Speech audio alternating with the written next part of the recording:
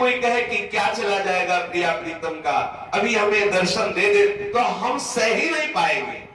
हमारे हृदय में इतनी, अरे सांसारिक सुख को, सांसारिक दुख को सहने की सामर्थ्य नहीं, तो हम महाप्रेम सुख को कैसे सह पाएंगे। इसीलिए तो प्रिया प्रीतम करुणा करके कभी एकदम आनंद देते हैं, कभी एकदम जलन दे देते हैं, और दोनों को सहने की सामर्थ्य का अभ्यास कराते हैं। जब तक हमारा हृदय परिपक्व नहीं हो जाएगा तब तक इस महारस को नहीं सह सकता। अभी प्राण निकल जाए यदि प्रिया प्रीतम प्रगट, अभी प्राण शून्य हो जाएगा, ऐसा जीवन अभी खत्म हो जाएगा। इतनी सामर्थ्य नहीं हमारे हृदय में कि ऐसे महासौंदर्य को, प्रेम को सह सके।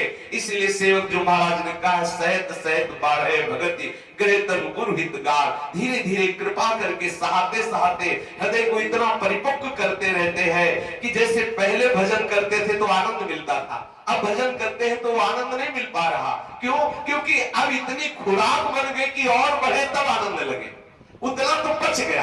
जैसे कोई नया आदमी वृंदावन आता है उसे बड़ा सुख मिलता है, लेकिन जब वृंदावन वास करने लगते हैं तो ऐसा लगता है पहले जब आए थे तब जो सुख मिला वो अब नहीं मिलता। क्यों? क्योंकि अब वो हमारे समतुलता में आ गया हृदय की। अब और बढ़ के मिले तो पता चले उतना तो बराबर हो गया।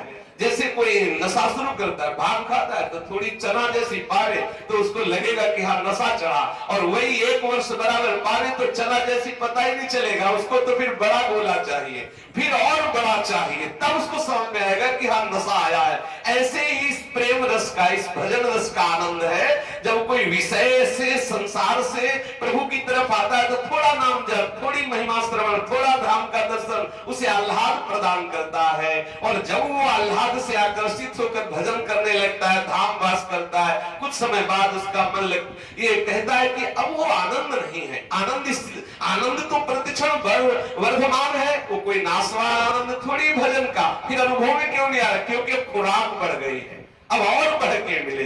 जब उतना मिलेगा फिर और बढ़ के मिले, फिर इतनी सामर्थ्य आ जाती है कि नहीं नयनन सब सुख देखे। प्रियालाल के खुले नेत्रों से नित्य विहार का दर्शन करते हुए भी उसका हृदय ना तो फटता है ना वो बेहोश होता है।